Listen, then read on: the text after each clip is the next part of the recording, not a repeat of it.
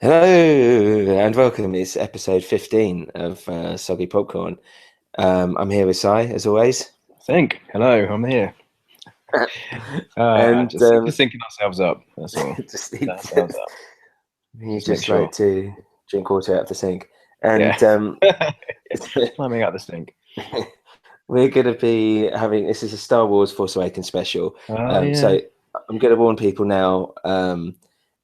Watch the film first before you listen to this. We're Yeah. going to be going into spoiler territory massively. Yeah, we're gonna Um, dive straight into Spoilersville, aren't we? I don't think we could even do this without spoiling everything in the world.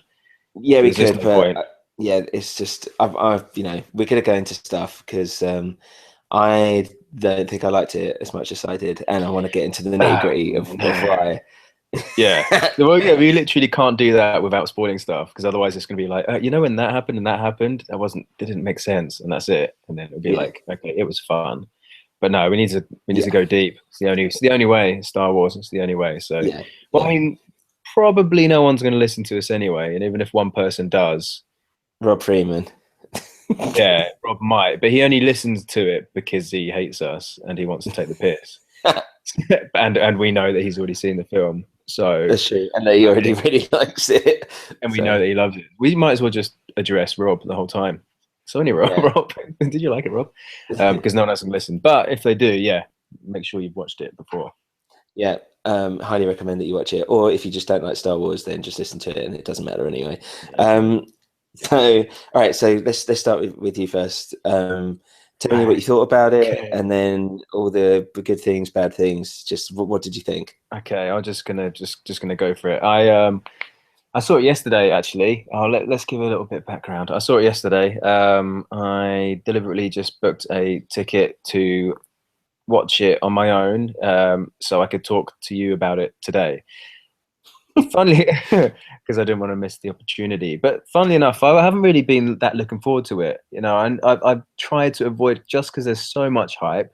Um, I don't know. I've deliberately tried not to get too excited about it. Kind of because I wanted to lower my expectations, and also because of what the previous films did. The prequels. I couldn't help but find myself not as excited because I thought, I know it's Abrams. I know there's a good chance of it being good, but I thought, do I really want to put myself through this again and just be disappointed again all over again? So, I didn't really build it up too much myself, but yeah, I didn't even pre-book a ticket like we were talking about last week. I know you had a ticket Yeah, for a little while, and I just moved home, and I thought, oh, I can't be asked to book a ticket. I was going to the shopping mall anyway, and I thought, okay, fuck it, I'll just look online. There was one little ticket, one lonely seat, all on his own, available at the evening showing. So I thought, all right, let's just jump into that. And I went to see the 3D. I guess we'll talk about that a little bit later, 3D versus 2D. But I saw the yeah, 3D. I haven't seen a 3D film for a while. I try to avoid them. But I don't know. Guess I was in a festive mood. I thought I'd try and go the extra mile and see it in 3D. Um, so yeah, I watched the 3D version and I watched it last night and I loved it. I really enjoyed it. I thought it was great. Like I said, I kind of just turned my emotions and my brain and my heart off going into it. Sat on my own, kind of just amongst families and dates and all these people getting really excited and getting their geeky boners up. And I was just like, yeah, whatever, guys, come on, let's just watch this thing. And then as soon as it started, and as soon as you get the scrolling galaxy far, far away, I was just like, oh man, the music hit, and I thought, oh, what's this? What's this feeling I'm getting again? And that like trembling feeling I had when that started, that little like the shivers you get. I haven't had that. I mean, it's hard to get that from any franchise really, apart from Star Wars, because it's such a massive deal to us as a generation when we were kids. And I remember like watching The Phantom Menace with my mum when I would have, I don't know why I was watching with my mum, but when was that? 1999, I would have been like 16 or yeah, something, yeah, 15, 16. And I got, yeah, it was the same thing, the same feeling then. I was like, oh my God, just the whole hype of watching a Star Wars in the cinema. Because when we were kids, we were too young to watch it in the cinema, but we were watching it like over and over on VHS at home. So yeah, I just got this like feeling suddenly, these shivers. I was like, oh God, this is actually happening, isn't it? And then, yeah, without going on too much, and then we'll discuss things. I just really loved it. I really enjoyed it. It just took me I know it's a bit of a cliche, but it did take me back to my childhood because of all the nostalgia and everything. And at parts there was too much nostalgia. There was too much wink, wink, looking back at the originals and showing little signs and little homages and stuff. And at points throughout it, I was like, okay, all right, let's I'm over it now that we've we're going over Star Wars again. But I still couldn't help but get so excited whenever the iconic stuff would turn up again, like the X-wings and R2D2 and C3PO and stuff. So I just fell for the whole like fanboy thing. So I just really, really enjoyed it. And there were flaws in it. There are plot holes and there are nonsensical stuff. But for me, that happens in Star Wars anyway. And, that's kind of forgivable. But the overall feeling I had, man, I just like loved some of the set pieces, the action and stuff was great. I thought the new characters really good, and I was a little bit skeptical at first about just some of the new characters, whether or not they'd be just the same characters in a different skin, just kind of recycle characters from the first trilogy. But I thought they brought a lot of originality to it. I really liked what's her name? Boyega or Daisy Riley or whatever her name is. Daisy Ridley, isn't it? Daisy, something like that. Yeah. I thought she was. I thought she was really good, and I was a little bit worried if she'd be able to carry the weight of something like Star Wars, because it was increasingly seemingly that she was going to be the main character, judging by the posters and the trailers and stuff. But I thought she did a really good job. I thought she was really, like, her facial expressions were great as well, and she was just the character, even though it develops kind of too quickly, and it just her character grew so quickly, but I think she held it together well. And the chemistry between her and what's his face again, John Boyega, but he was good as well. There was points where I thought, okay, he's getting a little bit too carried away with himself, trying to be a little bit too funny, but I thought the relationship of those two worked really well, and they just carried the film. And then Han Solo coming back, I thought it was great. And then into the 2/3 into the film, I was thinking, okay, there's a little bit too much Han Solo now. Oh, okay, well, he just died, so maybe there was enough of him. And yeah, there were just points where I just got so excited, I got emotional. And I guess we'll talk about those bit later on. But overall, I thought that it just really blew the prequel films out of the water, and it didn't make up for the damage they did yet, because it's still just one of a trilogy. It's still hard to rate this thing on its own because it's so clearly just building up to bigger things. But I just like the way it's a simple story. It went back to the old format, even though a little bit too closely to the old format, especially in New Hope.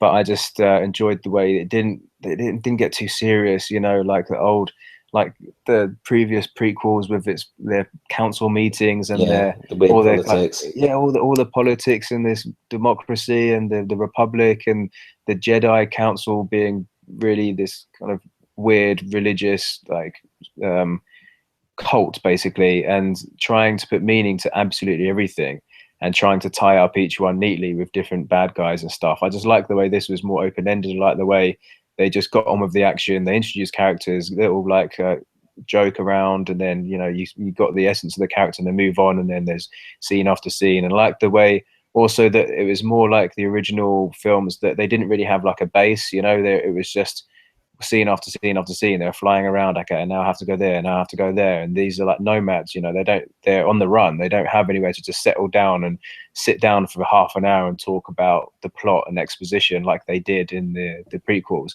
So I like the pacing of it as well. And yeah, I just didn't want it to end. So I was really, really pleasantly surprised. I didn't have any expectations going in, and it just did a number on me. It just did a nostalgia number all over my face. So there you go. That's what I thought. Interesting. Yeah. Okay. Right, rip it apart. Go for it. I'm going to rip it apart now. So, I mean, I should start by saying I did like it, and I did enjoy it.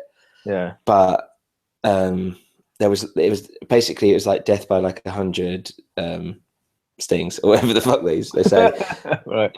There's those little bits where I was like, and then I think, okay, I'll just ignore it. And then a little bit love by 1,000 kisses.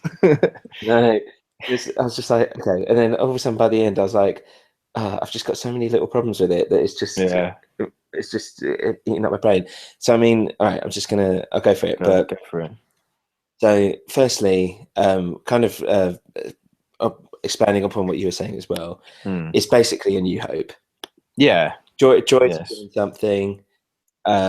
Even almost sometimes, like, I don't want to say shot for shot, but like begins with a battle, Darth Vader looking guy coming out, and then, you know, a person who's got family issues on a shitty planet, The gets desert planet dragged as away, well. doesn't really want to go. Yeah, exactly. Finds like Obi-Wan character, which is Han Solo in this case, goes off and has this mission, and then they destroy it. I mean, what really got me, what I was really like, oh my god, this is really hurting me, is when they go, hey, we've done this before. And it's like, yeah, here's the Death Star, but this is the Ultra Killer Star, and it's like a million times bigger. And it's like, I was just like, that is the laziest thing, literally the laziest thing they could have done. Like, especially when they compare it, when they actually do like the graphics and that's go, what I mean. Yeah, that bit.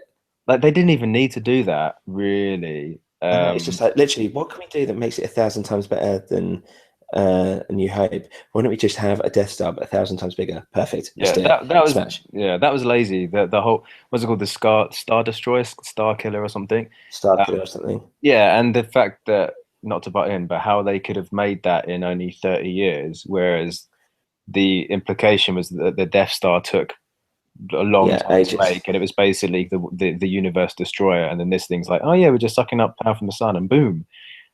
It was a little bit too convenient, I guess. But also, it's like, it kind of shits on what happens at the end of Return of the Jedi, for the fact that at the end of that, it's like the Empire's gone, hooray, we're all free. And it's like, actually, I'm more powerful than ever, and we've actually created something that's a million times bigger than the Death Star in that short space of time where you thought that it was all over. But it was like, so hold on, how did they get, like, First Order came out of the Empire? It's like, well, how? Like, what? But okay, I don't need an explanation for that. That's fine. But the fact that it's just like, we've made an even bigger Death Star, I was like, that's lazy. And I came out of I'm jumping to the end here, but I will go back into it. But I came out of Force Awakens going, I've literally just watched someone remake A New Hope. Like do a different story. It doesn't have to be a Death Star. Do anything. Forget about the Death Star. I mean, it can even, what got me as well is that when it was like, oh, if we blow up this one bit, it will like lose its power. And I was like, okay, well, at least that means that they're not going to blow it up and the whole thing will be blown up. Lo and behold, they just blow this one thing up and the whole thing blows up. It was even easier to blow up than Death Star as well. And I thought it's funny that, like, when the in Jedi, when the Death Star is blown up, like, you get the sense that the entire universe is celebrating. Well, you don't just get a sense, because it cuts from, especially the remastered one, when they redid some of those scenes at the end, it cuts from like galaxy to galaxy to planet of all these different celebrations. Remember, like Ewoks jumping around and stuff, and all these dudes on aquatic dudes underwater and stuff all celebrating in the remastered one. So yeah, you get a sense the entire universe is coming together to enjoy of the evil finally being destroyed. But then when this gets destroyed, which is 1,000 times bigger, everyone's like, meh, okay. It's like, has no one noticed this planet before? It's like, oh my god, it's not as if, because with Star Wars, with A New Hope, and same with Return of the Jedi, the whole thing was that there's the whole point of it being this, they're trying to find the plans, or, you know, trying to find the way to defeat this Death Star. With this, it's not about that. It's about finding Luke Skywalker. No one seems to give a fuck about this planet-sized Death Destroyer thing that's just out there. Yeah, I know. I was just like, okay, so that. But going back into it, right? Firstly, BB-8 was amazing. I really liked BB-8. He's great. He was literally great, and he reminded me of my cat Meow for some reason. He could have easily been way too cutesy and like too annoying, but I think they balanced it really well with him. Yeah. And Poe Dameron, or whatever his name is, Oscar Isaac, whatever, was brilliant. And what really annoyed me is it's like, okay, he's like the main character at the beginning, and then he disappears for 2 hours. Yeah. Like, and I was like, I want to see him. When he turned up. Sorry, go on. No, like when he just suddenly turned up, I was like, okay. He's like, oh yeah, I'm over here now. Yeah, I escaped on my own. What's going on? Because any other film, I just kind of landed and walked off, and it's like, and he's like, okay. And another thing is the way they all greet each other, like they've been best mates for ages. When I'm wondering, watching it, going, how long is this? Like, I'm literally watching it, going, I don't understand the timeline of this. Is this all happening in one day?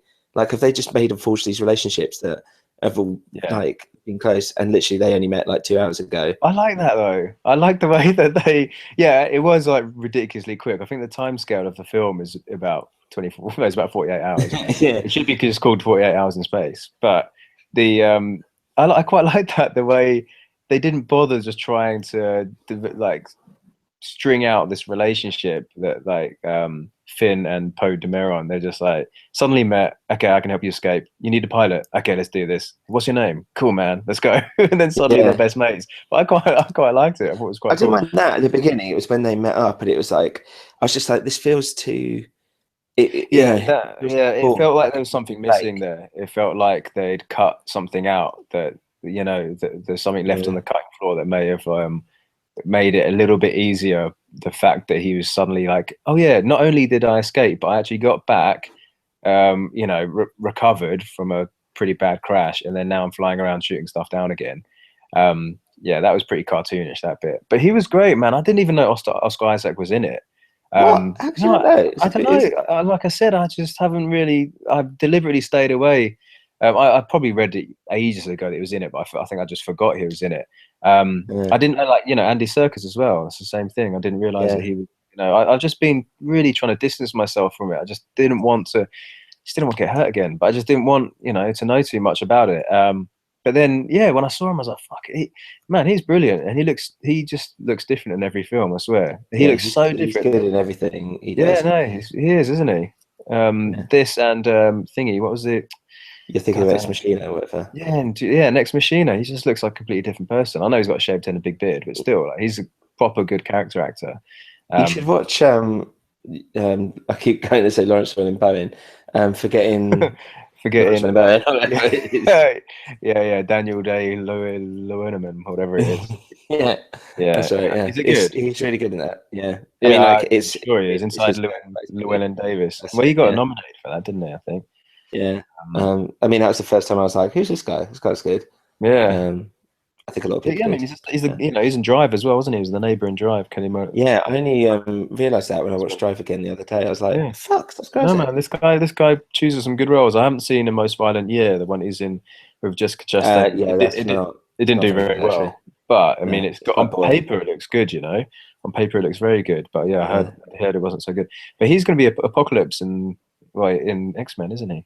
Yeah, he is literally Apocalypse. Yeah, literally. So wow, it's weird. But yeah, I liked him. Yeah, I thought I liked that character, so I'm interested to see where it goes. But anyway, go and carry on. Yeah. So he left for like 2 hours, and that was another thing that got me. Is it was way too long.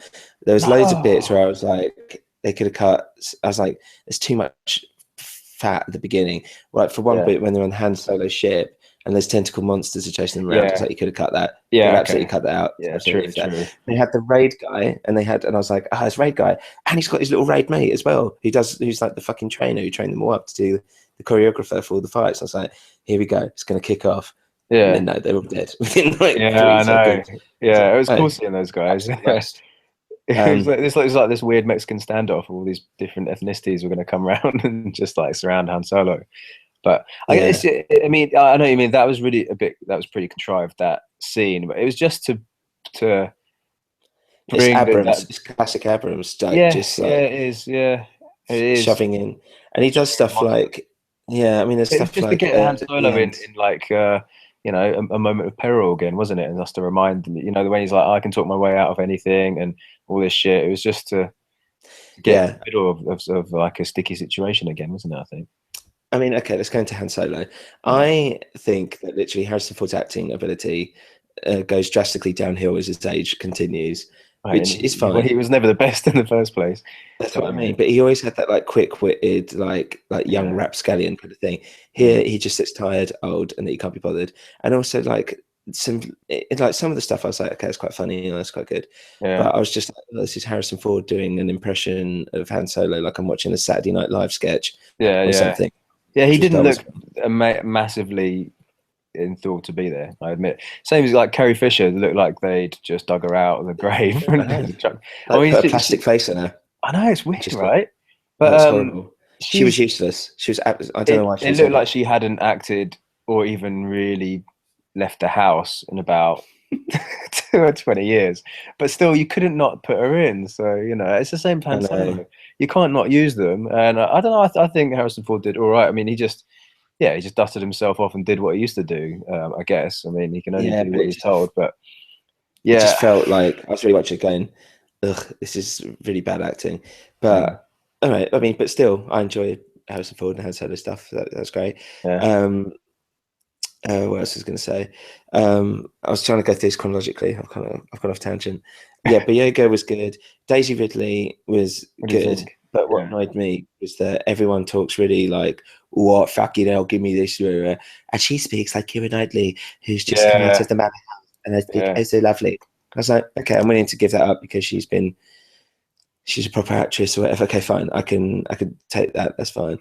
Another review I read compared her to a young Keira Knightley, but she's far more. She's better than Keira Knightley. She's much more watchable than Keira Knightley. I fucking can't stand Keira Knightley.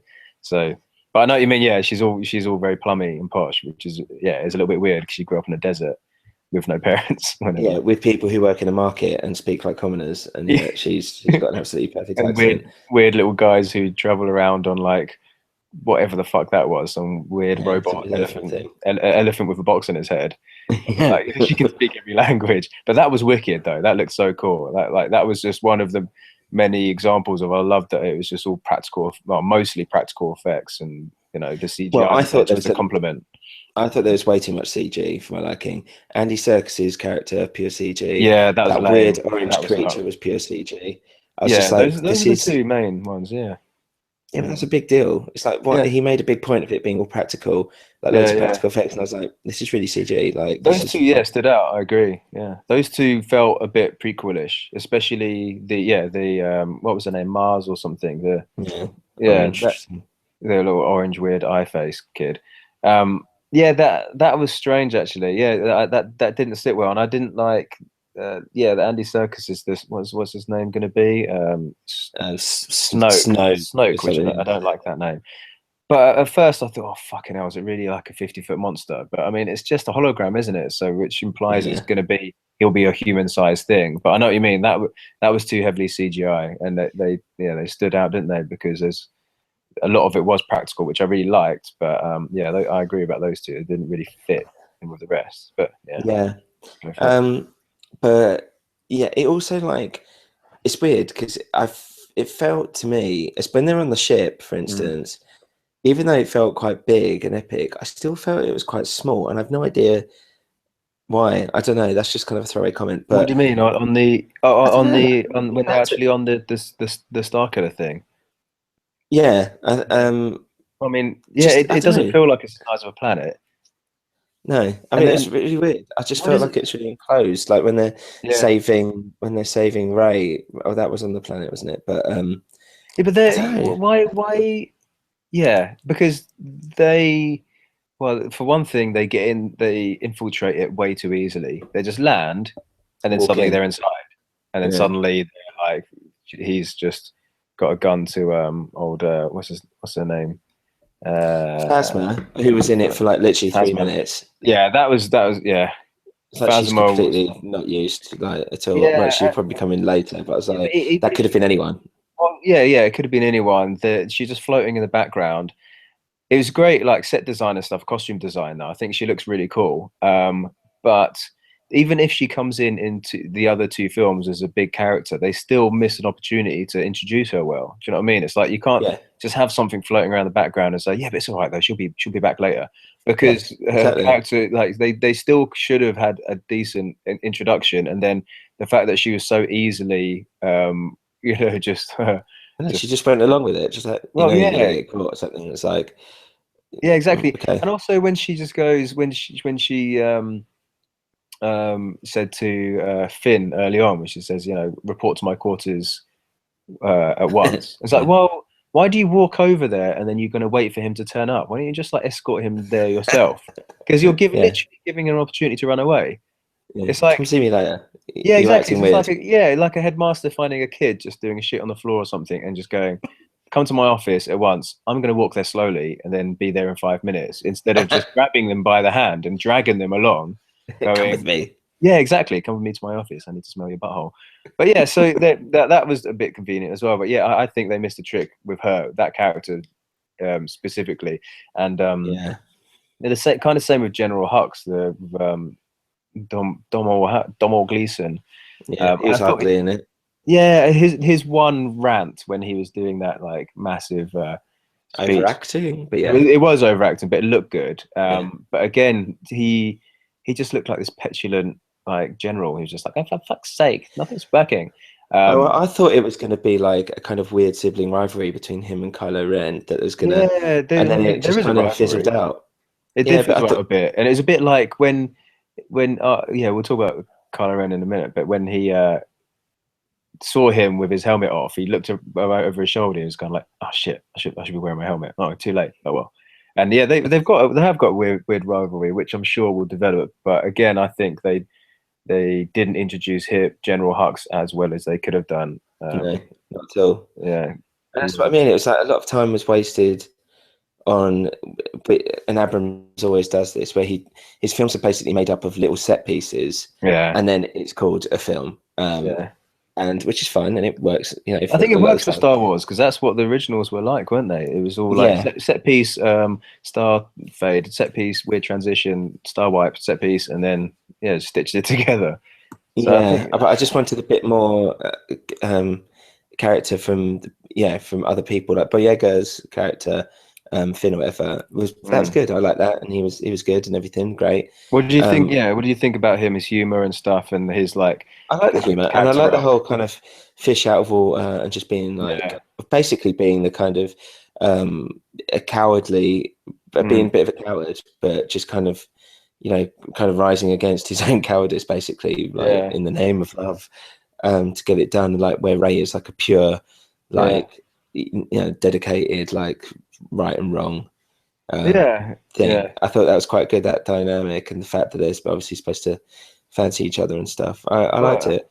yeah, Um, because it's funny. I mean, Star Wars is just like the universe is full of people who are black and white, like binary, like right, yeah, yeah, like you said, right and wrong, nothing in between, light and dark, and all that stuff. So I think it's good. Like in the New Hope, we saw everything through the droid's eyes, famously, and yeah, then I think it's nice as well to see things again through neutral eyes, through somebody who's like exactly what you said, fish out of water, just running along with things constantly in turmoil and peril and not knowing what the hell he's doing. But I think it's nice to see things from his perspective, yeah, because it's like this whole massive, overwhelming universe, and this guy who doesn't really have an identity, who's obviously been trained since he was stolen as a kid and trained to just be a motionless killer, suddenly awakens and he's like, all right, shit, what the hell's happening around me? And I think it's really nice the way we kind of see things from his point of view, and that's something that's completely lacking in the prequels because everyone was just trying to be too serious, too cool, too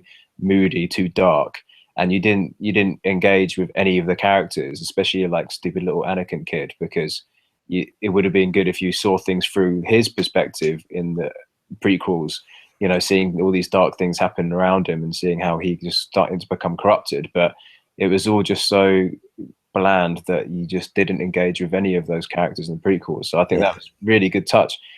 And I was worried how they're going to use his character and how he's going to suddenly become such a big player in this universe and why he's wielding a lightsaber and stuff. But I thought that he just kind of just clumsily tumbled along the storyline, but I yeah, think it worked really well, and the fact that he just got his ass kicked as well towards the end was great. yeah. I liked all that. All that was great. I mean, Yeah. Kylo Ren as well. Like, I don't like, what's his name, Adam Driver. Is that his Yeah, name? Adam Driver. Yeah, So I hate him as an actor. But when I was watching this, I was like, I actually really like him and his character yeah, about it. Um, and the thing is, what gets me a little bit is Abrams. I'm going. How do I describe this? Like in the Star Wars films, when it came to stuff like Vader, like there yeah, was no humor. Like he yeah. was Of fucking course. evil. Yeah, But with it was like this, so serious. It was funny. yeah, yeah, you could. That's Obviously, it why was like you could take parodying out so of it easily. forever Yeah, because because there was never like that was it. There was all like the humor and all like the Han Solo and Luke stuff and all that kind of all happened between them. But when it came to Vader stuff, it's like, holy shit, this guy's like mean and serious. But with Kylo Ren, it's like when he's having these like tantrums and like the stormtrooper's like, oh, better walk away. That's funny. Quips. I'm like, I don't want it.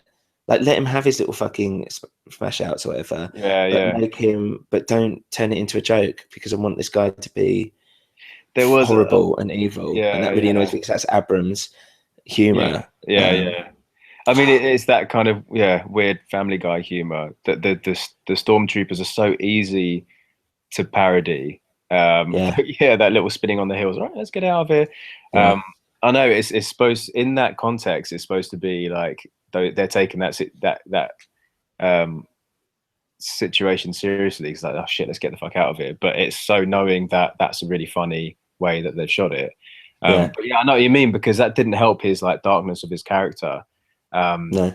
It was a funny one for me. Like I mean, I don't watch Girls. I haven't seen him in that, but I've seen him in While We're Young, and he's a knob in that. He's an irritating character, and he's like this like pretentious, know-it-all hipster dude.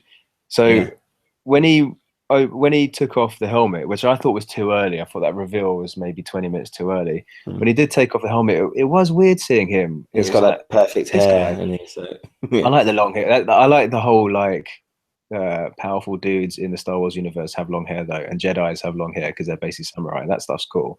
But I know he took his helmet off. It's perfect, like perfectly salon done hair. But exactly.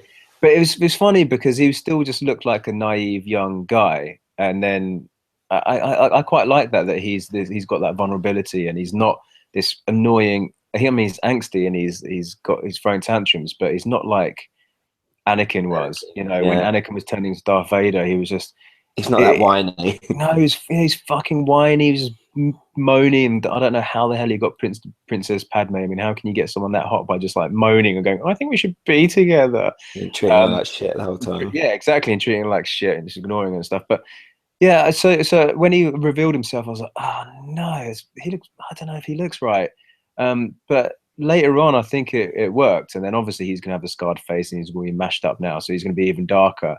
But all of that leading up to the Han Solo bridge scene, which I thought, again, like, why does it have to be on a bridge but above this like big abyss? I know, echoey, I know, but it looked wicked. Those shots, that really wide, long shot of those two on the bridge, and there's that light, that piece of that stark like light coming all the way down, shining on them, and then you see the other two guys at the top watching over him. It was wicked.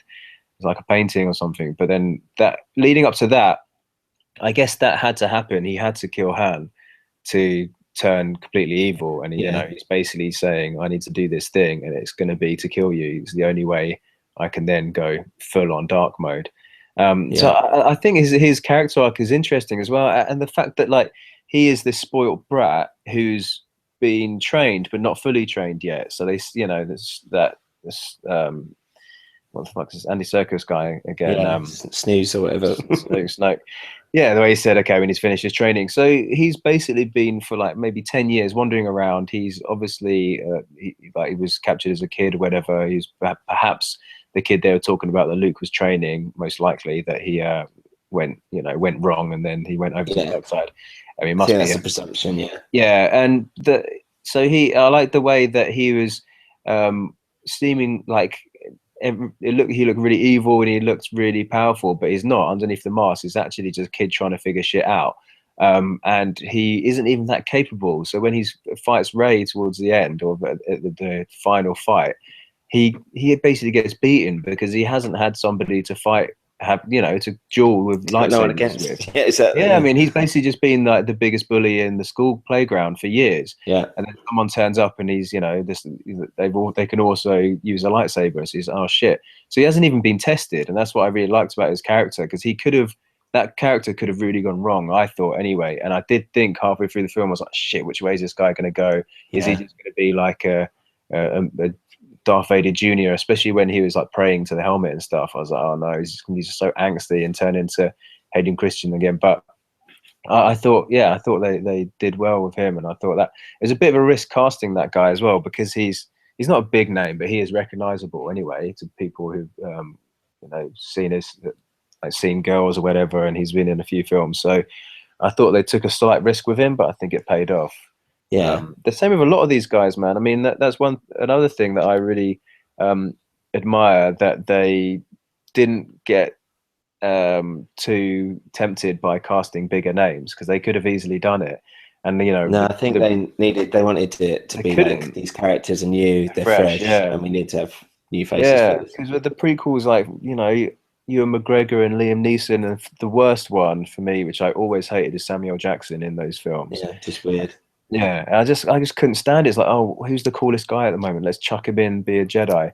And I just, everything about that, the whole Mace Windu stuff, I just couldn't stand. I think he's just a shitty character, and I don't know why they cast him in that, just to be trendy. But yeah, they could have easily done it here. But I thought it was a good mix of some decent actors who you kind of recognize, but also, yeah, completely fresh faces, which is, the same as what happened in The New Hope. People that just pretty much unheard of, weren't they? Apart from Harrison Ford.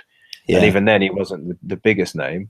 He was he was still new, wasn't he? I don't know. He'd done a bit before. He was in American Graffiti or whatever. Yeah, that's basically it, wasn't it?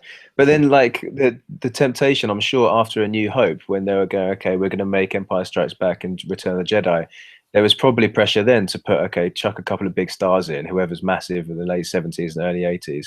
Let's chuck them in, to this franchise and make it even bigger, but they didn't. So I'm glad that they did a similar thing here and didn't go over the top with, A-listers. Well, they had Daniel Craig, Simon Pegg. Yeah, it was. Yeah, Daniel Craig was. Who was he again? He was a stormtrooper. Stormtrooper that lay down his gun and all that stuff. Who was Simon Pegg? Oh, I don't know. He was in the making of, wasn't he? And like when they showed that behind the scenes thing, and he was in a big suit. Yeah, I don't know which one he was. But, man, I didn't see any of that stuff. Isn't it? Oh, okay. But yeah, what did you think of? What did you think of? Everything else. Well, I mean, it was like I'm just trying to think of the other stuff. I thought that so one thing is that, what about the action and stuff? What did you think of that? Did you think that action was, as an action film, like if you weren't a fan, as a blockbuster, do you think it would still pass? And still action film, like the flight stuff was good. I just thought it was a bit annoying that most of it I'd seen in the trailers and stuff, but whatever. But it was great. All that stuff. What was your standout moment for like the excitement? Was there a moment where you were just like, you forgot right at the beginning, probably as you were saying, like when it came up, Star Wars, and then the writing started going up. That was when I was most excited. But did you have any points where you were, all your like, dreams to come true? Probably no, yeah. But all your problems with it and the plot stuff, you just fell away, and just for a few minutes you were just like, geek boner, and just got totally taken away with it. Because that constantly happens. Probably the X-Wing stuff. I mean, all that stuff is good. Yeah. Man, for me it was when Kylo Ren lightsaber battle was good as well. Yeah, at the end in the snow and shit. I thought that was awesome. I just thought like it wasn't like really overly choreographed, like all the Darth Maul stuff and all the fights. Most of the fights in the prequels, it just felt really quite gritty and raw, and they the way that they'd miss and break it. Yeah, they don't know what they're doing, and you really feel the danger of the lightsaber. You feel that if they slip, they're going to basically cut their arm off.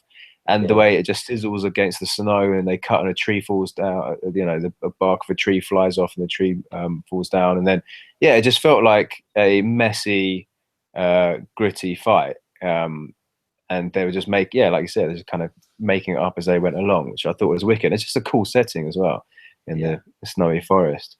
But for me, like the bit where I got I literally was basically in tears when the Resistance came, and when they're being and there's it's the Resistance. Yeah, man, and the X-Wings turned up. I was just like, oh my god, that bit. And then obviously after Han Solo died, when they had to go back, and then I was kind of welling up as well. I don't know why, it was weird. It was like tears, like almost tears, not proper tears, but tears of just like relief and joy that it was like, it felt like an actual Star Wars film. And and just like pure, just unadulterated, like just entertainment. Just yes, this is just so much fun. It's good. I mean, that's what I mean. It's like it's full of it was good. It was just it's just loads of little bits just really annoyed me, and Like it's what mainly like my main gripe. My main gripe yeah is the story. To be honest, I just really thought it became like a massive budgeted like fan film. yeah You know, I was just like, I just want. It's just I just after an original yeah story. yeah They've got the I agree with characters. that. They've got the good characters and stuff. That's great. Yeah. But they should have used them better, and they shouldn't have had a killer Death Star. They should have just done something else completely. Like, still keep those kind of scenes, or like, you know, trying to find Luke Skywalker and stuff. Okay, great, Yeah, fine. yeah, But just you know, just try and think of something original, basically. yeah. They could the like the big Death Star Killer thing being like the driving plot device. Yeah, I agree. They should have probably thought of something a little bit more different. And also there were just unexplainable bits, like I said, just how they infiltrated it so easily, and convenient things like Luke's lightsaber happens to be in the basement of that weird fortress Yeah, slash temple slash like smugglers hangout place.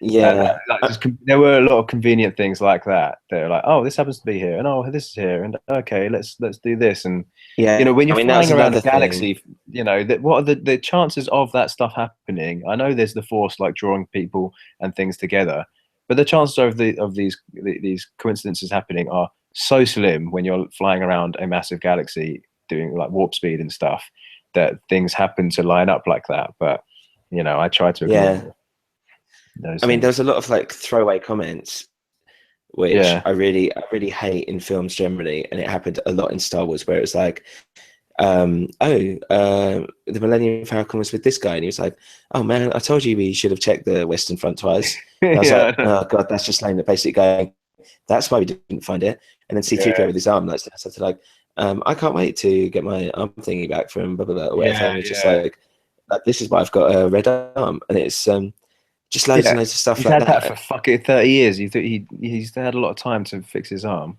and he hasn't. It's just like why, yeah. It's just like I, why are we use sentences like that to like really yeah, lazily and cheaply, basically try and fill in some background story, yeah, which we don't really need, and be, um, it's a really horrible way of doing it. Like, I just don't like it. It's like, here's the reason you've been wondering this, and here's a reason why, which we're just going to give in a sentence that feels totally unnatural yeah, and yeah. not actually part of the conversation. There was Especially a coming from lot of Harrison like, Ford trying to act. It's just like, oh there was a god. lot of throw references like that. There was like almost like he'd turn to C3PO and say something like, "Why are you here?" And then he could have just turned to the camera and gone, "Oh," you know, like a kind of Yeah. like, "I don't know why I'm here. Let's just get on with this thing. It's Star Wars." And yeah, and like Yeah. some of the gags, like Han Solo suddenly enjoying using Chewbacca's crossbow slash laser gun firing thing. It's like, surely you've known this guy for a long time. You would have at one point picked this up and had a little go on it. Okay, because that really confused me. Because I was Yeah, like, is is that that an inside joke really? I'm I don't unaware of? understand. I didn't understand that either. I was like, why is this a thing now? Yeah, yeah. Has he always wanted to use it and Chew's always gone like, no? I But don't know. Why do you like take it off him? So it could yeah, be like, it's like, give me your thing, your one thing that you have to do. Give me yeah, it. exactly. Your one I thing want that's been it. passed down from your ancestors, and Yeah, then give it to me. yeah, Give it to me. I like it now. It's mine now. Yeah, Yeah. there were some gags like that that did for me didn't quite hit home. Like a lot of it I laughed at, and the funniest bit for me was when Finn gave a thumbs up to BB-8, and then he got his little lighter out. Like, That was yeah. amazing. I'd watch this film 10 times just to see that little scene again. But some of the jokes, especially with Han Solo and Finn, it felt like they too many times they had a little like witty exchange, and he was like, "All right, big deal. Oh, I like this kid. This kid's got some spunk about him." And there's too much of that for me. Yeah. Um, There's loads of cheese. there was cheese, but It's like spattered with cheese. but again, it's trying to like give Han Solo a bit of a new persona, this fatherly figure, someone who's actually started to give a shit about stuff because he's about to die. So I get Yeah. it, but it was those points where I was like, all right, this is a bit too much Han Solo now. Is this just you know, The should Han this Solo be a shit. Han Solo like spin-off or what? But then as soon as he died, then you realize why they're doing it, and that did hit me. So Yeah, because Harrison Ford doesn't want to ever be in anything or be Han Solo again. yeah, is that what that was the contract, right? He said Yeah, I'd only do one. must have been. Absolutely must have been. Like that's the only Yeah, reason why he's so, done it and done any of the press and all this stuff because he's like, that's it. I can put well, it behind me and then they I could must have just paid die him and not much be Han money Solo to anymore.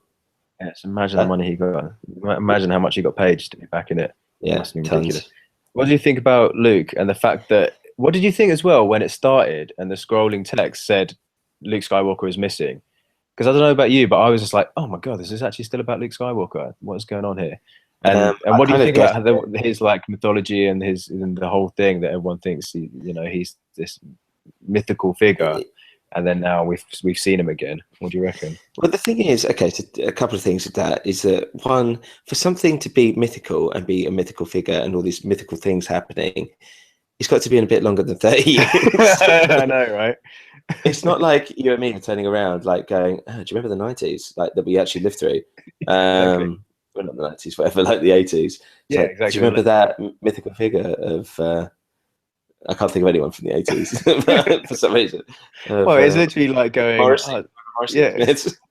Well, I yeah, thought the it's kind of, Smiths. it's kind of like going. I thought Michael Jackson was just a myth. No, Exactly. he wasn't a myth. Yeah. Exactly what I mean. It's like it's not like it happened like 1,000 years ago. And Yeah. it's like, oh, the legend of this guy. It's like, no, Yeah. just like it's not He's even like, like I thought World it was a War myth. Two. No, no, yeah, exactly. No, I saw him. I know, I knew. I saw him like a few weeks ago actually before he Yeah, ran away. So that's yeah, it. that was a bit weird, yeah, because the time frame thing doesn't quite make sense. But they couldn't do it longer. I think ideally it would be even further into the future. But I guess these guys are still kicking around, so it can't Yeah, be. but they It just just don't has have to. to say it's a myth. They don't have to say it's a myth. Just I say, know, but they're just building oh, I just didn't think legend. that was true. Not Yeah, like, yeah, but that's fine. And also another thing on that as well is that when they find it's like the Millennium Falcon, like this piece of garbage. It's like, yeah, okay, let's get it. And I was just like, hold on, don't you work for someone who strips everything for parts? yeah, And exactly. you've just called that garbage, and it's a fully operational. Yeah, you were finding pieces of scrap to make some weird bread that grows itself, and suddenly eat it, and then exactly now. And how can she fly it as well? I know she's like, it's the whole point It's supposed to that be like a mechanic wizard yeah, I thing. mean, of course, she's like especially she's a chosen one, she's special and stuff. But it took Luke ages to be able to do anything because he was a moron. He was a farmer boy who didn't know shit, and they didn't start training him until he was like 20. And Yeah, suddenly, in like 48 hours, she can do everything, which is yeah. You mean with the Force? You're saying, right? everything. I mean, yeah, the Force, but Okay. just in I mean, like general, generally stuff like how running a ship amazing and she is, stuff. everything. I think it's just because she's worked with like parts and stuff like that that Yeah, but she it's just knows how things work. Like when people naturally, but like when she flies Millennium Falcon and then she does that flip and he's like, how'd you do it? She's like, I don't even know how I'm doing this kind of stuff. It just keeps happening to me. It's I don't remember that, but okay. yeah. He was like, yeah. Then Finn said, how'd you do that? She's like, I don't even know how I did it. So she's like developing these skills at the same rate as say Scarlett Johansson in Lucy. Do you know what I mean? When she's just like suddenly becoming the most powerful person ever. It's a great reference. But Yeah. that's how fast it is. Because remember, like Anakin when he was 9, they were like, he's too old to be trained now. It's like he's fucking 9. It's a good Nah, he's point. past it. He's way too old. He's He's way over. past Yeah, it. yeah, Exactly. exactly. Just You might as well just put him you in might an as old well folks' home. just pimp him out, put him on the street, put him to work on the street. Yeah, so she develops these skills. But is it one of those things that like the kids, the more generations the Force goes through, it becomes more powerful and more. I don't know. Maybe. Like, I mean, like it's well. This is the other thing as well. Is that who's her actual family? Because yeah, when I right. first before, so let me tell you what I thought Yeah, would happen in the film before it came out. I already knew that Luke. Well, I didn't know, but like the general from talking to people on my everyone knew phone. he was going to turn up at some point. Yeah, Luke was going to be in Yeah, it, but it was going to be that Luke was gone. And what right. I Yeah, thought it was going to be is that I thought Kylo Ren. I didn't think I did think he'd be Luke and Leia's son. Jesus, disgusting. Han and Leia's son. yeah, But I thought it would be that Rey was going to be the daughter, and that's why, like in the yeah. That's post, what I thought. when it's like Boyega on one side, Kylo Ren on the other, and her in the middle with her staff. I thought it's going to be like my brother's evil, but I still love him and I have to protect Yeah, him or whatever. And yeah, Boyega's like, but I'm a Jedi now. And Kylo Ren's like, I'm evil. And she's like, no, please, guys, can't we all just get along or whatever? I yeah. didn't realize that it was That going would to be suck. like her with the Force. Yeah. Um, I mean, maybe she is still, maybe she's the sister. Maybe I that think was she's a it. cousin. I think she's cousin. I think she's going to be Like Luke's Luke's daughter. Yeah, daughter. because Yeah. at the end of Jedi, what happens? Isn't there two kids? Isn't there a girl and a boy? Is there twins? I can't What the hell are remember. you talking about? That's When, when, at the end of when, Jedi. There's no babies at the end of Jedi. no, then Avengers. they say. Oh, well, oh no, yeah, yeah. It's just, oh, yeah, what I'm talking about. Yeah, it's no way. Avengers Yeah, Sith is Luke and Leia that get born at the same time. don't they? Yeah, okay, yeah. At the end of Revenge of the Sith, yeah. Though, oh yeah, okay. Though the There's no brother and sister. babies at the end of Don't they Jedi. mention it at the end of Jedi? Don't they mention there's a kid? Don't they mention that I'm pregnant or something? Or am I just completely making it up? I don't know. I think you're I making it remember. up. I'm not I sure, remember like but reading spin-off books and stuff, which carried on afterwards. Was all about the kids of like, well, these characters basically. So I think I'm okay. just getting myself confused. But yeah, I'm guessing she's a cousin, and I think she's going to be Luke's daughter. Um, Interesting. Who would be the mum then? Just anyone. I don't know because yeah, Flag. he's probably still a virgin because he was pretty awkward, wasn't he? So and he Yeah. kissed his sister. So I don't know. I'm not sure if he's just had this weird, lonely monk-like life. And that's another Ewok. thing as well. Like why? How come every time a Jedi fucks up, they have to just cast themselves away and go somewhere? You know, like Alec Guinness is like living in the fucking desert somewhere because I guess he probably fucked up more than anybody, Obi-Wan, because he let Darth Vader happen. So Yeah. he got too close to uh, old fucking Anakin. So he's probably the biggest fuck up. And then he went to the desert. And then, yeah, and then everyone, and then so now Yeah, but Luke Luke's Skywalker's done pretty fucked much the up. same. He's done the Yeah, from same, Kylo yeah, but Ren. we just don't know how bad Kylo Ren can get. And then he's just gone But they've to already like, done 1,000 times bigger than the Death Star. So yeah, surely he's going to be 1,000 times worse. yeah, exactly, that's true. And then he's just standing on a small little island, just staring at the sea for however long it's supposed Oh to my be, god, that years and scene was years. just like. So I when don't. like she's just standing there with the lightsaber, just holding it out, and then and then it's that, then it's him looking, and then it's her, and then the Yeah, it helicopter was too goes round, much. and I'm just like, okay, what is this like? If we pause time, Yeah, like, the helicopter shot shouldn't have happened. I don't know. It was almost like they were like, we kind of have to use it 'cause it costs shitloads of money. And they're like, I don't really want to put it in. They're like, you kind of have to. Because you have to. I It's think, an epic shot. We need to end yeah, something epic. they should have stopped with the tight shot of her holding out the lightsaber and then you're looking at her Yeah, face because she's the deal. She's the future of this thing. It should have just gone dong, da-da-da, right there. If not, yeah, or at actually least earlier, her a few getting minutes back his earlier. reaction. Yeah, Yeah, at because the end. I mean, I like the fact that they went there because it was, you know, this cliffhanger, literally. But it was good to see his face anyway. But I'm glad he Yeah, didn't say anything. If he just said something like, you know, hello, my daughter, it would have been just too cheesy. So it's good that he's just standing around. But I also thought that like to like bring the whole thing about bringing characters back in and stuff. I didn't want to see C3PO and I didn't want to see R2D2. I didn't like. well, R2D2 thing was weird. It was like he just suddenly wakes up. Yeah, I know, right? Yeah, a It's few like we people haven't heard have from him in written about ages. that. Ever since Luke left, he's not been doing anything. Okay, Yeah. Oh and then no, he's suddenly he's woken like, up. no, no, wait. There he is. Uh, But I weird. like to think that I like the theory that Luke woke him up. That because this happened, Yeah, Luke that from was because of the awakening in the Force. exactly, he's like rubbing his temples. He's like, yeah, okay, wake up now, R2, come find me. So I think that's why he's stand. That's If I why he's remote control, you can get off power saving mode. yeah, exactly. Control Alt Delete. Yeah, so I think because he's just that's why he's standing there waiting for her. Otherwise, he'd probably be sitting somewhere in a cave, like trying to eat soup or something. Um, so I like to think that he woke him up from a distance remotely and went, "Me, okay, this is it. Let's do this thing. I need to come back now." Hopefully, anyway. But if like he's going to be like Yoda in the beginning of the next one, like going, "Leave me alone. No, I'm just on my own here, and I don't deserve to see Oh anybody." god. That would be really annoying. So I'm Yeah, it hoping will he's be. just going to be back in it. But I'm not sure if I don't know how like what part do you want Luke to play in this? I don't know if I want him to do much because it could just be Just to be too like, cliche, just too I want him to be much. a really like fucked up like mentor who's just like a bit like kind of how Obi-Wan was a little bit, but at Yeah, times a million where he's just like, I've put more evil into this world than I've done good, something like that. Like yeah, he's yeah. really messed up by the Just so fact that just like riddled with Kylo guilt. Ren's like he's completely failed. Yeah, Yeah, um, that'd be good actually. Instead of just suddenly like, let's do this, Mr. Good Guy's back, and I'm going to train everybody. Yeah, I think that's the only way to do it. That he's just got so much remorse and guilt, and just doesn't know, doesn't know and which instead of direction he's doing going. that's it, yeah. Instead of doing like the academy, he's like, I'm just going to train Ray, and like that's it. And she can do whatever she wants. If Yeah, she wants to do it, there's got to be a training scene, right? There's got, even though she seems pretty well, he's fucking found capable. the first temple, whatever, isn't he, or whatever he's looking for. Well, that's where he was, wasn't it? He was hiding out in the first Jedi temple. But she's Well, they like, think of what I've said. Yeah. what do you think of when Kylo Ren said, talking of like teaching and stuff, he says, I can teach you the ways of the Force. Yeah. And then she just like smells a fart and goes, ah, and then suddenly she's got the Force. So that was a little bit weird as well. Yeah, that was weird. I was like, I mean, of course he's going to try and recruit her because this is, you know, Star Wars is all about the dark recruiting the light kids. But yeah, that was a bit weird. But I love the fight scene anyway. But that bit was just like, okay, what were you just thinking there? But what did you just feel? Or something just happened?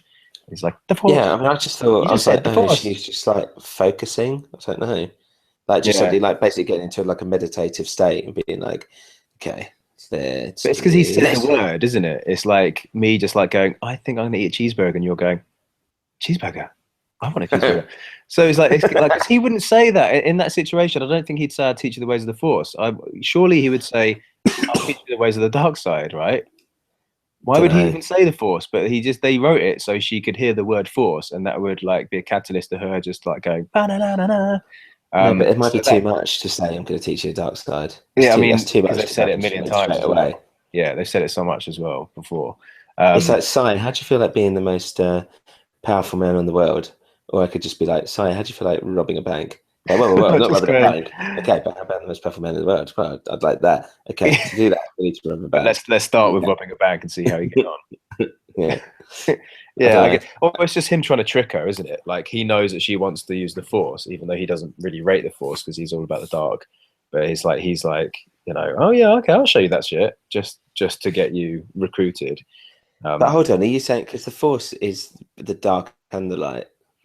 But is it like, do the dark guys still say, yeah, we're using the Force, or are they saying we're using the power of the dark side? And it's the dark side of the Force. I guess so. You're the Force. Yeah, true. I guess if they both use the Force, it's fair enough then. Yeah. But that, I love that bit, and when the whole ground broke and stuff as well. Then and what do you think happened to him? Do you think he just got sliced in the face? Because at first I thought, shit, man, he's got his arm chopped off or something. But that's what I wanted. I was like, oh man, there's too many limbs getting chopped off. There's too many arms missing in Star Wars. So their legs would have been good, or like I don't know. I hope that people got a bit pokey with the lightsaber. Like rather than like slicing and all this elegant stuff, like people poking. But you would though, wouldn't you? That makes sense. You would like, you know, it's like as you would with a sword or a spear or something. You'd be like, well, every time I slice, he just deflects it, so I'm just gonna poke. Yeah. And I like the way it was sizzling as well. It just felt so much more visceral, the lightsabers, and real and dangerous and like risky to even hold compared to like in the prequels when fucking Darth Maul just like spinning it on his dick. He's like, yeah, it's fine, it's completely safe. That's true. Okay, so here's a question, right? You know that stormtrooper that like was able to fight against a lightsaber? Yeah. What was that all about? Why do they have that technology? Because surely no one else has a lightsaber apart from Kylo Ren. Yeah. 2, does that mean it is just as powerful as a lightsaber? It shouldn't be, should it? And why has only one guy got it? Yeah. And why does he put it out there and he doesn't do that before? That, I mean, as cool as that looked, that was just like, we need a really cool shot for the trailer. Let's do it. And that's what happened. I mean, that Brem's just being like, let's whack all these fanboys off. It doesn't matter if it doesn't make sense. We'll just like make sure that they love it. But then, I was wondering that as well, because there wasn't much new stuff, like new technology, especially seeing as this is chronologically supposed to be the most advanced Star Wars. But I like the way they're still obviously flying around in the old X-Wings, everything. I didn't want too much new, shiny, fucking plastic-looking rubbery stuff like in the prequels and CGI stupid stuff. But I guess they're probably going to hold it off, and I reckon the next film there's going to be more like new gadgets, new stuff, new spaceships and everything, but just with a retro feel. So because that was the only thing really, wasn't it? That weird hammer stormtrooper thing that was just swinging around. But apart from that, there wasn't any like, oh shit, I haven't seen that before. And you know, apart from Kylo Ren's lightsaber with this little Yeah, it's not really a new technology though. It's just design, isn't it? Really? Yeah. But that's the thing with this, because they pushed those prequels they were just so futuristic that this is that now. How are they gonna? I mean, I do, like I said, like the way they grounded it in the old school kind of retro stuff, but how are they going to go take that forward? But I do like the way they blew up the Republic, because it's like all of that. How many hours of that bullshit did we have to sit through? I know, and like they're literally like, we're just gonna kill them. Yeah, I know. And it's just one shot where they're just like look out the balcony and they're like, oh shit. I know. I did feel like they should have made more of that in some way, like not to do the whole like episode 1 like political thing, but be a bit like the thing, at least one scene. Yeah, at least the scene where they're together, like going, right, seriously, the First Order is getting crazy thingy, and they've just got this like new death killing weapon and everything, and it's like we've got to seriously stop these guys, and then like in another scene later on, they blow up or something, not just being like, we do what we want now. I know what you mean, but the whole thing is for kids. Yeah, I know. Yeah, like everybody died there. Why don't you use clones? No, you train kids. It's much better. Yeah, it's much easier. They'll never turn against us. But I know what you mean, because it would have been put even more kind of like weight to that scene where those planets the Republic blew up. But then because everything here is from the perspective of these guys running around constantly, that I don't think they could have done another scene from another place showing that, because it would have been too episode 1-y, and I don't know if it would have fit. So I like the way they're just like, oh, by the way, all that boring shit that happened, boom, this is a symbol of it just getting exploded. Yeah. So this is just, that shit is irrelevant. Let's move on. So I quite liked it, but it was pretty fucking harsh. Yeah. But also the way it's like, right, okay, now it needs to charge up for a couple of days before it blows us up. You're like, oh, right, of course it does. Let's hope they don't find a way to destroy a ship like the Death Star and the Death Star. Oh, no, wait, they absolutely have been able to. That's actually fun. Because I thought if they didn't destroy it, if they just blew up something and it powered down, like, we still won. I'd be like, okay, that's believable. But not that they've destroyed the entire planet. Oh, that just annoyed me. That's what I mean. It's those little bits like this. That was too easy, and that was just, too... And the guy from Heroes, I mean, Jesus, get out of there. Which guy from Heroes? Which one was that? The fat cop from Heroes. What was he in this? I can't remember. Yeah, he's one of the pilots. Oh, right, one of the pilots. Oh, okay. Was he from Heroes? Yeah. So is that the fat guy from Heroes? And then later on he got a line, and then later on that guy. He was the most wet, annoying guy in Heroes, wasn't he? Yeah, he was the lamest hero. I didn't remember what his power was. What was it? It's like being nice or something. What the fuck was it? Yeah, whatever it was, he didn't want it. I remember him just being a dick about it. Yeah, he was so lame, wasn't he? I didn't even recognize him in it. So he was one of the X-wing pilots, was he? Yeah, he was. Okay. All right. I wonder. And Warwick Davis is actually listed on IMDb. I wonder if he'll be in it properly. No, that's the danger, that it could all just swallow itself up its own butthole and get too Yeah, referencing. I mean, there's part of me that's a little bit worried about, because there's one time they do it with Force Awakens. It's like, yes, it's so nice to see everything again. Oh, this reminds me of my childhood, but they can't do that again. It needs to move on, and how they're going to do it. So it's actually harder. The second one's going to be tougher to please everyone, because we've got all that nostalgia out the way now, and we've wiped away the tears. So it's going to be the harder test now. What now? Kind of thing. Yeah, that's exactly. That's why I'm kind of looking forward to it more, because I'm like, okay, I feel like this one was just made because it's the film like they felt like they had to make. Rather than actually a decent Star Wars film, it's more that it was what people wanted to see, which is actually it's payback, isn't it? This is for the fans. Like, okay, this is what you deserve. This is what you're going to get. But I mean, like, everyone's like, oh my god, I can't wait to see what's there's so much stuff can happen. But what can happen in the next episode? I mean, because they've already revealed so many characters. Obviously, there's that Snoke guy. But there wasn't and obviously Kylo Ren and Rey, their dynamic, and then how is Finn even going to factor in it, because he's probably a bit useless now. He's probably got no spine. He got smashed. But yeah, I mean, there weren't loads and loads of questions asked about what's going to happen in the next one, and these massive big things. It's not like it was Prometheus, when you're like, fuck, the whole meaning of life is going to be answered in the next film. Like, who knows what's going to happen? They could just have if they the First Order could just give up after that, and it's the end of the whole saga. So, Well, as far as we're concerned, like it looked like every single fucking person that they had was either on that planet or on that one ship or whatever. I know they were so like incompetent, weren't they? The whole thing, they weren't impressive at all. But then it's like, yeah, bring Kylo Ren back. He needs to finish his training. All this shit. So there's going to have to be more plots because this is such a simple plot, and like you said, it's basically just replica of the first one and a little bit of the second one. So they now it's going to be like a Kylo versus Rey thing. Yeah, but that's not enough, is it? Now they need to build loads of other things. They need to build new characters. And they're probably going to bring other characters back, but they need to start like fresh, big plot points, which are going to carry the next 6 or 7 hours in the next 2 films. Yeah. Which so that could easily go wrong. Yeah, exactly. Yeah, they could have done that, but I'm glad they didn't. So I like the ride. But yeah, that's why it's the test, and that's also how now is the risky part that it could turn more into the prequels, and they're like, okay, shit, we need some storylines now. Now we need some background, we need some depth, and we need some, political shit. So who knows what's going to happen? Because it's tough to just carry on the momentum of what they got with this, because this is just about a few characters on their little like few days of craziness. So how all in one day of craziness. Yeah. So that's how they're going to carry that on. But man, I mean, 2 years time, I can't wait. So 2 years, fucking hell. I'm more interested in the spin-offs actually as well, to be honest. Yeah, what's the deal with the spin-offs then? I haven't read much about it, but I've heard it's like I think it's Rogue One or whatever, which is is that going to be a TV show? Oh no, of course they're doing the film, aren't they? Who's that? Yeah, I forgot about that. There's loads of people in it. I can't remember who, but loads of people, and it's going to be a director, isn't it? Yeah, and it's going to be about how they got the plans to give to Leia in the first place before Force.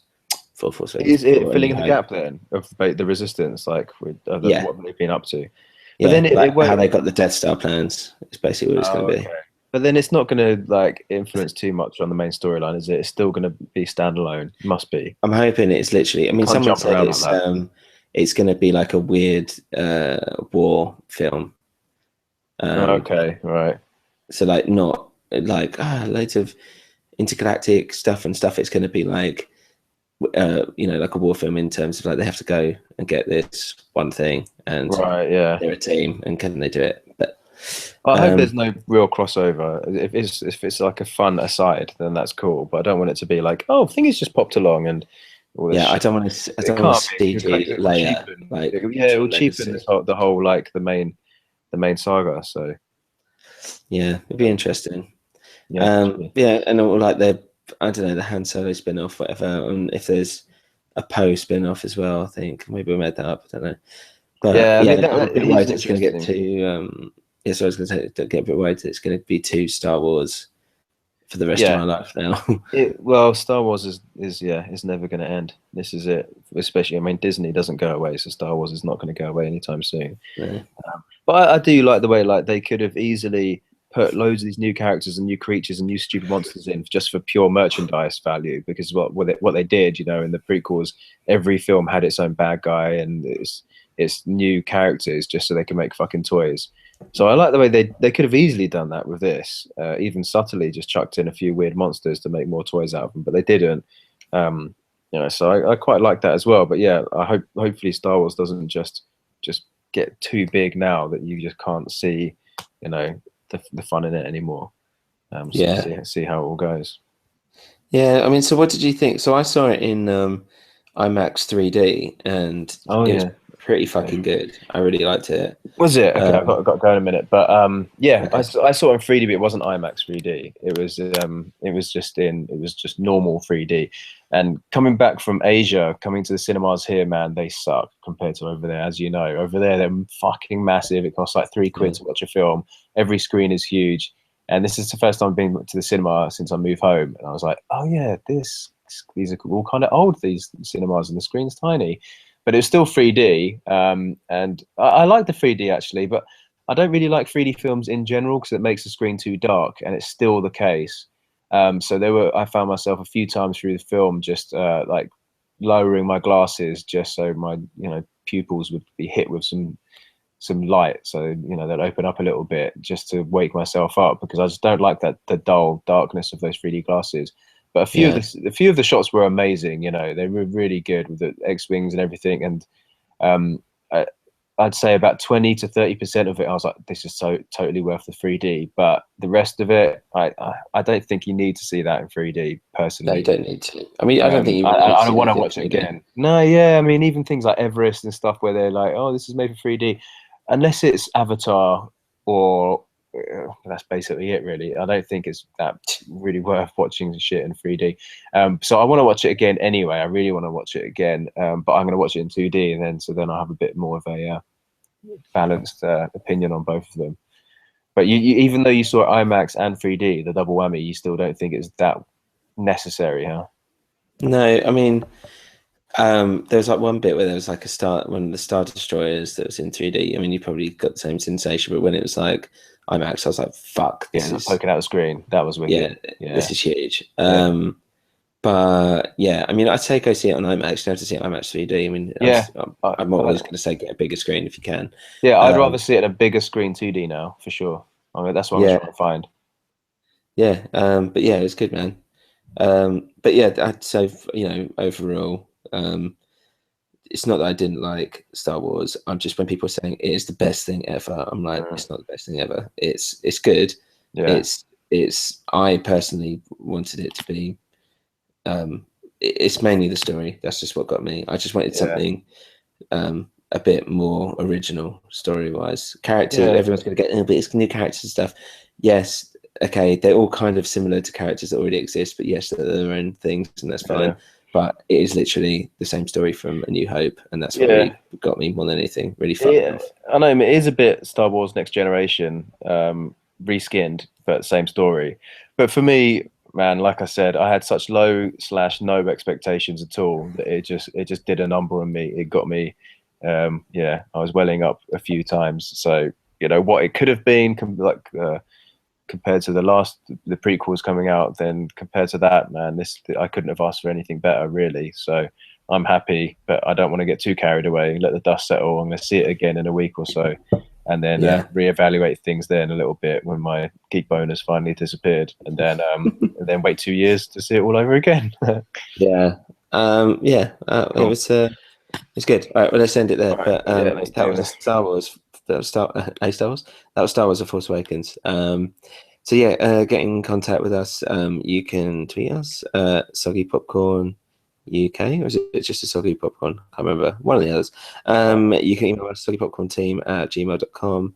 Go to the website wildboar.com. And you can listen to our sister podcast, which is On the Game, where basically I just talk about only playing Metal Gear for the last 3 months. And that's it. Thanks for listening. Cool. See you later. See you in 2 years. What's the next one going to be called? Do we know yet? There's no title yet. There's no title yet. Episode 8. I think it's going to be Star Wars Lightsaber Challenge. Apu disappears. Yeah, gladiators. something disappears. Something comes back. Something falls asleep. Yeah. A force falls asleep. The Han Solo returns. The return of Han Solo. I don't know. We'll soon find out. Yeah. All right. So yeah, thanks guys, and see you later. See ya. Bye.